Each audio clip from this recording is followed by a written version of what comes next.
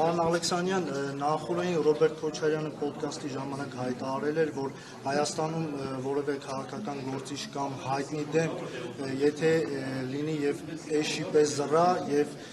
մեջբերում եմ իր խոսքերը, էլի, եւ լավ զրա կունենա միլիոնավոր դիտումներ։ Իսկ այսօր արդեն Հայաստանի Հանրապետության վարչապետ Փաշինյանը առաջարկ արեց Ռոբերտ Քոչարյանին, որ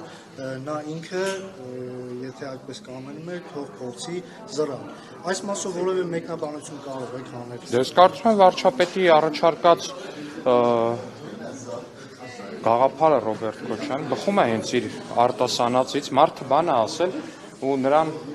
այդ առաջարկը վարչապետի կողմից հենց այնա, որ էմպիրիկ եղանակով թող պարոն Քոչարյանը փորձի ապացուցել իր ասածների ճշմարտացիությունը, թեև ես նույնպես համակարծիք եմ Հայաստանի Հանրապետության վարչապետի հետ, իմ կարծիքով էլ եթե Ռոբերտ Քոչարյանը օրինակ մի 5 րոպե շարունակությամբ էշի պես զռա, միևնույնն է նրա դիտումները չեն գերազանցի իր սովորական դիտումները։ Պարոն Ալեքսանյան, կներեք, բայց այս քաղաքական բանավեճը ԵԽԽՎ-ի հայտնի զգուշացումից հետո ինչ մակարդակի է հասցվել, էշի պես զռալ, քարակուսը միրգ է, թե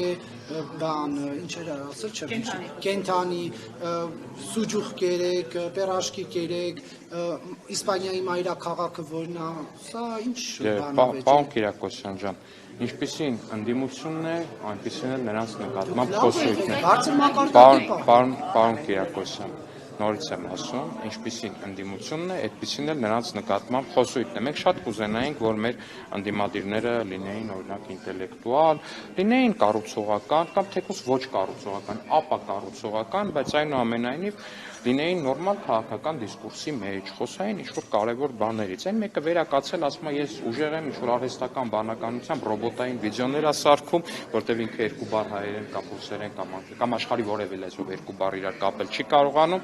արհեստական բանականությամբ վիդեոներ ասարքում, ասում է, մենք ուժեղ ենք, դուք թույլ եք, դե մենք ուզում ենք հասկանանք, այդ ինչով են ուժեղ, ինչով են թույլ։ Այս մեկը ասում է, եթե էշի պես զռան, մենք ասում ենք, դե զռացեք։ Հիմա ինչ եք առաջարկում։ Ինչ պետք է անենք օրինակ։ Բայց ընդհանրական ասած, դուք ինչ եք ձեր վրա վերցնում։ Բայց ո՞ւմ վրա ենք վերցնում։ Մենք մեր վրա չենք վերցնում։ Մենք իր վրա ենք։ Բա վարչապետը նաև ընդհանուր քաղաքական դաշտի համար որոշակի պատասխանատվություն ունի, եթե քաղաքական դաշտի ակտորներից մեկը նման առաջարկ կա։